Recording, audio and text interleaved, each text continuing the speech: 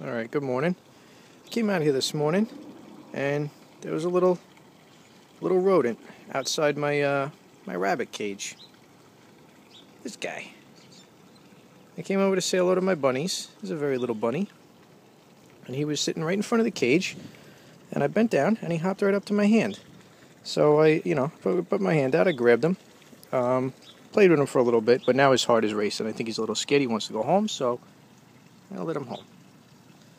Okay, bye, buddy. Yeah, there he goes. He's out of here. Well, that might be the last I see of him.